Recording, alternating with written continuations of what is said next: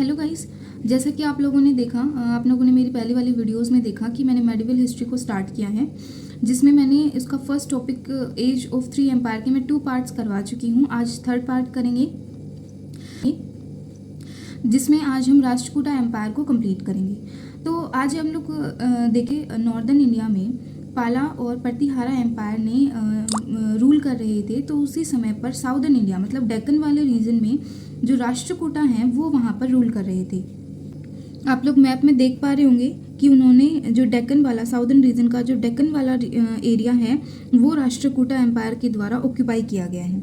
अब हम कुछ राष्ट्रकूटा एम्पायर के कुछ इंपॉर्टेंट किंग्स के बारे में देखते हैं, जिनमें से जो सबसे पहले जो इंपॉर्टेंट किंग है वो है दांती दुर्गा। देखो, दांती दुर्गा, अगर हम इसके नेम को एक्सप्लेन करें तो दांती का मतलब होता है एलिफेंट और दुर्गा का मतलब होता है फोर्ट, मतलब एलिफेंट का फोर्ट। एक बहुत ही ब्रेवरी को शो करता है कि ये किंग जो था वो काफ़ी ब्रेव था। अब देखो, जो ये किंगडम है राष्ट्रकूटा किंगडम, ये इस दांती दुर्गा के द्वारा ही फाउंड किया गया था। साथ ही साथ इसने मान्य खेत में, या फिर जिसको माल खेत भी कहते हैं, जो सोलापुर के पास है, वहाँ पर इसने अपनी कैपिटल को भी फिक्स्ड किया था। और अगर हम देखें तो फिर ओरिजिनली जो दांती दुर्गा है वो चालुक्यन किंग कीर्तिवर्मन सेकंड का फ्यूडेटरी रहा है। फ्यूडेटरी का मतलब होता है सामंत। एक राजा जो है वो अपने नीचे बहुत सारे फ्यूडेटरीज रखता है, जिनको वो एक पीस ऑफ लैंड देता है रूल करने के लिए। तो जो दांती दुर्गा था वो चालुक्यन किंग कीर्तिवर्मन सेकंड का फ्यूडेटरी रहा है। साथ ही साथ जो दांती दुर्गा है उसने सामनगढ़ प्लेट और एलोरा की केव नंबर 15, जिसको दशावत्रा केव कहते हैं, उनको बनवाया था।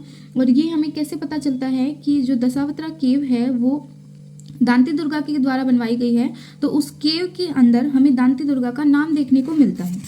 अब साथ ही साथ देखो कि दांती दुर्गा के बारे में ना कुछ लेजेंड्स हैं, कुछ बातें कही गई हैं। ऐसा कहा जाता है कि जो दांती दुर्गा है वो बेसिकली एक ब्राह्मण थे, लेकिन अगर आप लोगों ने वर्ण सिस्टम देखा हो तो आपको पता चलेगा कि जो राजा है वो सिर्फ क्षत्रिय ही हो सकता है। इसने क्या किया, दांती दुर्गा ने हवन करवाया, जिस हवन का नाम था हिरण्य गर्भाधना, गोल्डन वोम जिसको कहते हैं, उस नाम से इसने हवन करवाया। इसका मानना था कि ये अब ब्राह्मण है, लेकिन अगले जन्म में जब आएगा तो ये एक क्षत्रिय के रूप में आएगा, इसीलिए इसने ये हवन करवाया था। ठीक है। दांती दुर्गा के बाद जो सेकंड इंपॉर्टेंट जो रूलर आते हैं वो आते हैं कृष्णा फर्स्ट। देखो, कृष्णा फर्स्ट ने केव नंबर 16 एलोरा केव की केव नंबर 16 को बनवाया था। उस केव नंबर 16 को आज के टाइम पीरियड पर कैलाश टेम्पल के नाम से जाना जाता है, जो कि एक बहुत ही प्रसिद्ध और बहुत ही सुंदर टेम्पल है। फर्स्ट के बाद जो रूलर आते हैं वो आते हैं ध्रुवा सेकंड। देखो, ध्रुवा का नाम आप लोगों ने पाला और प्रतिहारा को जो पढ़ा होगा तो उसके अंदर भी देखा होगा कि जो ध्रुवा किंग है वो एक पावरफुल किंग था। उसने नागभट्ट सेकंड को भी हराया था, और उसने नागभट्ट सेकंड जो प्रतिहार रूलर है और धर्मपाल जो पाला रूलर है, दोनों को इसने हराया था। और उन्होंने जिस एरिया को ऑक्यूपाई कर रखा था उस पर इसने अपना रूल किया था। ध्रुवा सेकंड के बाद जो इंपॉर्टेंट रूलर आते हैं वो आते हैं गोविंद थर्ड।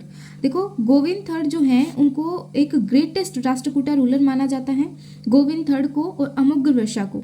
ठीक है। अब देखो क्या है कि इन्होंने बहुत सारे सक्सेसफुल अभियान चलाए हैं नागभट्ट ऑफ कन्नौज के अगेंस्ट, और इसने मालवा वाले रीजन को भी अपने हाथ में लिया है।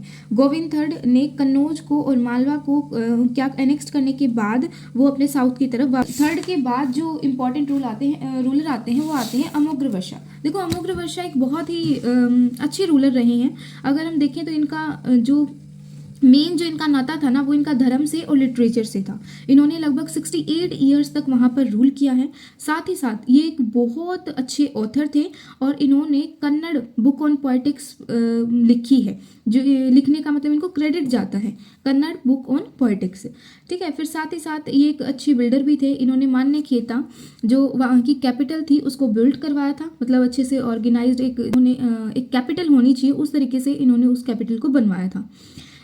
अमोघवर्षा को साउथ का अशोका भी कहा जाता है। अब साथ ही साथ पंपा, राणा और पगना जो एक बहुत ही ग्रेट कन्नड़ लैंग्वेज के पोइट्स हैं वो इनके दरबार में हमें देखने को मिले हैं। फिर बाद जो इम्पोर्टेंट रूलर आते हैं वो आते हैं इंद्र थर्ड।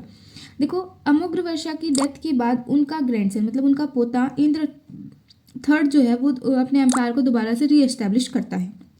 क्योंकि देख सकते हो आप कि अमोघवर्षा की जो डेथ है वो 878 में हो गई है। अब और जो इंद्र आया है वो 1915 में आया है, तो इसके बीच का जो टाइम पीरियड था उसमें कोई ना कोई वीक रूलर आया होगा जिसने उसकी टेरिटरी को कुछ ना कुछ रिड्यूस ही किया होगा। टेरिटरी है उनको रिड्यूस कर दिया था, उसको दोबारा से री एस्टैब्लिश किसने किया? इंद्र थर्ड ने। इंद्र थर्ड ने महीपाल जो मिहिर भोज का पोता था, प्रतिहारा रूलर था, उसको हराया। साथ ही साथ उसने 1915 में कन्नौज पर अपना हक जमाया और Indra third was the most powerful ruler of his time. अब इंद्र थर्ड के बाद जो इम्पोर्टेंट रूलर आते हैं वो आते हैं कृष्णा थर्ड। देखो कृष्णा थर्ड जो थे वो लास्ट रूलर थे, एक ब्रिलियंट रूलर्स की लाइन में जो कृष्णा थर्ड हैं वो लास्ट रूलर रहे हैं। ठीक है, उनका जो है मालवा के जो परमार हैं और ईस्टर्न चालुक्य ऑफ वेंगी। देखो चालुक्यास की दो जो ब्रांचेस हैं वो आ गई हैं।